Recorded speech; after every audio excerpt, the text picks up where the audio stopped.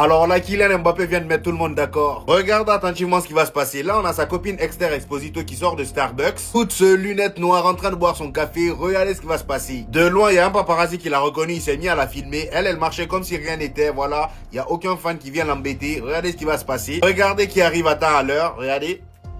Son Uber. Elle ouvre la porte jusqu'à là on se demande qui est son Uber. Monsieur Kylian Mbappé. Ah oui, vous comprenez maintenant pourquoi elle a eu son permis. Et là, il vient pas la chercher avec la Mini Cooper qu'il avait il y a quelques semaines, non. Il a élevé le niveau et c'est pas tout. Là, elle rentre normal. Sauf que quelques heures plus tard dans la même soirée, notre cher Kylian Mbappé est encore dans la sauce. Et vous allez me demander pourquoi. Tout simplement parce qu'il a été aperçu avec cette dame-là qui n'est pas Esther Exposito. Et là, au moins, il m'a mis d'accord, c'est ici. Lorsqu'il parle de l'image que doit dégager un footballeur en prenant exemple sur Nicolas Pepe, il dit il y a des codes que tu dois respecter. Il y a des endroits pour tout où tu peux faire le con et des endroits où tu peux pas. Nous, il y a des erreurs qu'on ne peut pas faire. On nous a beaucoup reproché de ne pas être naturel, surtout lui. On passe souvent notre temps à dire qu'il se comporte comme un politicien qui n'est pas naturel. Et lui, il prend même exemple sur Nicolas Pepe. Il dit, regarde Nicolas Pepe, le gars est naturel, il parle dans son salon. Qu'est-ce qui se passe? Cannes, maison. Les gens pensent qu'on ne peut pas être décontracté, mais ce n'est pas eux qui vont assurer ta carrière. Là, pour le coup, je suis totalement d'accord avec lui. Et cette déclaration-là, il a fait sur l'émission d'Aurélien Tchouameni, The Bridge.